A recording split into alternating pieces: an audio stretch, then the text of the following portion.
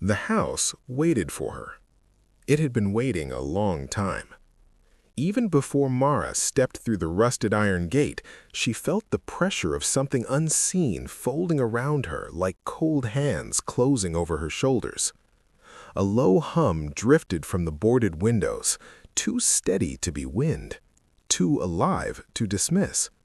She hesitated, breath trembling, as the front door eased open a fraction on its own. A soft thud echoed deep inside. It sounded like footsteps. It sounded like recognition. Mara told herself she had come only to catalog the old estate for the historical registry, nothing more. But the air around her pulsed with a memory she did not yet have, a familiarity she did not want to claim. Still, she crossed the threshold.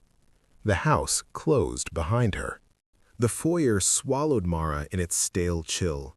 Dust blanketed the floor in soft dunes, undisturbed except for a faint trail of small circular indentations. Too light for boots, too rhythmic for chance. She knelt to inspect them, tracing a finger along the edge of one print. It felt warm, as if whoever had made it had passed through moments ago. She stood and scanned the walls. Portraits of people she didn't recognize stared down from their cracked frames. Their eyes seemed painted with such detail that the pupils gleamed when she shifted. One portrait in particular, a young woman with a sharp jaw and long dark hair, caught her attention. The reflection of the chandelier appeared in her painted eyes, swaying slightly even though the air was still. A creak sounded above her. Then another. Footsteps, pacing, slow and deliberate. Mara forced herself up the stairs, the railing cold beneath her palm. With each step, the house seemed to inhale and release, as if reacting to her presence. Halfway up, the chandelier flickered and dimmed. A whisper brushed the back of her neck. "Welcome." Mara spun, but no one stood behind her. Still, she felt watched. The upstairs hallway stretched farther than the blueprints suggested. Mara checked her notes twice, tracing the expected layout with a trembling finger.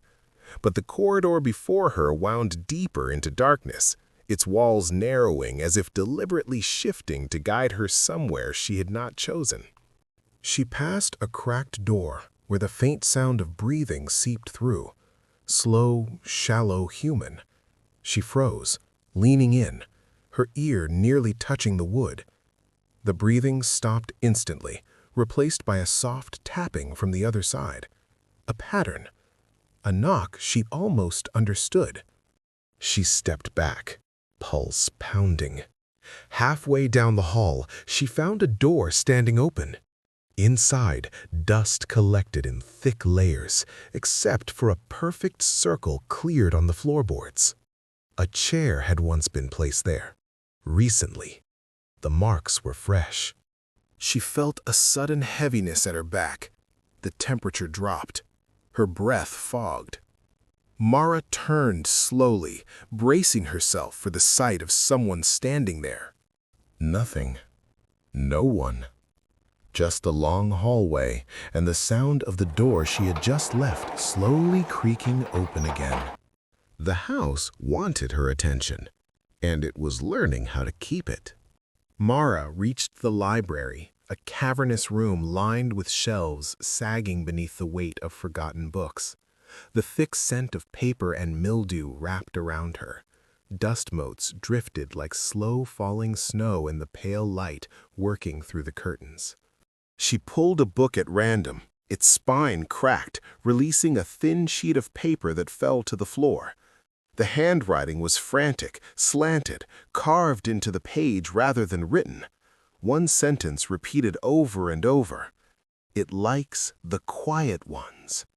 Mara felt the walls press in, as if the room itself leaned closer to read her expression. A thump echoed behind her. She turned to see a ladder sliding along the far shelves, though no hand touched it. It rolled to a stop, inches from her, as if offering her a way up. She swallowed and climbed. Halfway up, the ladder jerked, not from her weight, from something pulling. hard. Books tumbled from the shelves around her, the lights flickered.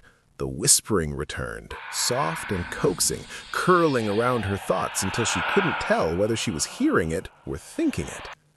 You came back. You always come back. The ladder shifted again, and Mara let go.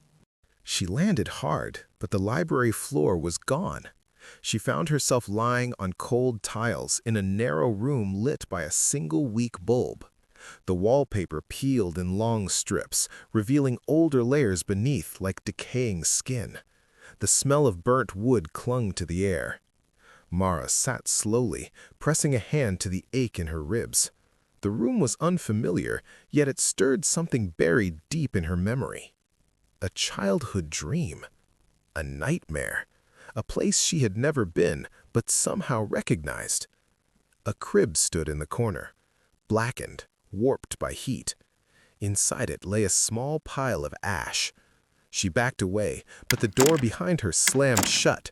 The bulb overhead flickered, swinging gently as if disturbed by a sudden movement. A faint cry rose from the crib. Soft, fragile, impossible. Mara leaned closer despite her fear. The ash shifted. A small hand formed from the soot, reaching upward before dissolving again. Her heart hammered. She stumbled to the door and yanked it open, breath tight, throat dry. The hallway beyond was different now, twisted, smaller, like the house was reshaping itself, leading her somewhere she did not want to go. The shadows lengthened as she moved, bending in unnatural angles. They reached across the hallway like fingers sliding along the floor. Mara pressed a hand against the wall to steady herself, only to feel it pulse faintly beneath her palm. Warm, alive. She hurried forward and found a bedroom with the door hanging crooked. Inside, a vanity mirror reflected her image, but not as she looked now.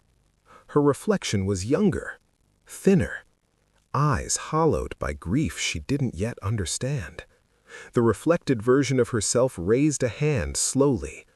Mara did not move, yet the mirror image beckoned her closer. The wallpaper behind the reflection rippled, shapes forming beneath it like faces pressing through fabric. Mara whispered, "What do you want?" The reflection's mouth stretched into a pained smile. "You know." The mirror cracked. A spiderweb fracture raced across the glass, and every crack revealed glimpses of other rooms she hadn't entered, scenes she had never lived, yet felt tied to. Memories that weren't memories. The floorboards trembled under her feet. The reflection whispered again, though the lips did not move. "Come home." Mara staggered back, unsure whether she had ever left. The hallway funneled her toward a heavy door at the far end. It pulsed like a heartbeat. Each step she took seemed to draw the house into a deeper silence, as though it waited for her final decision. She pushed the door open and entered a dim chamber lit by moonlight from a cracked skylight. In the center stood a table, and on it lay a collection of objects she recognized too quickly. A small silver locket, a scrap of fabric from her childhood bedroom curtains, a charred wooden block she'd once owned.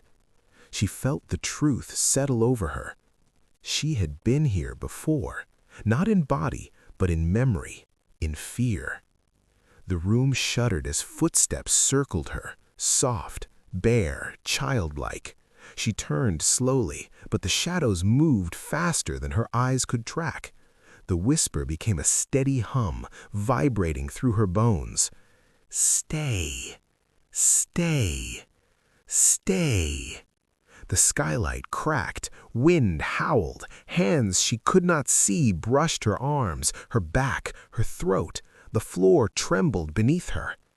Mara closed her eyes, and the darkness welcomed her. When investigators arrived the next morning, the house looked untouched. No signs of forced entry, no footprints in the dust, no trace of Mara except her bag neatly placed beside the foyer door. as if she had never walked farther than that. Most dismissed the case. Old houses swallow sounds, not people. But one officer claimed he heard something while searching the upper floors. A faint, rhythmic tapping, a pattern he swore was meant to be answered. Weeks later, neighbors say the windows sometimes glow at night. And if you listen long enough, you might hear someone walking the halls. Someone who shouldn't be there. Someone who might be waiting.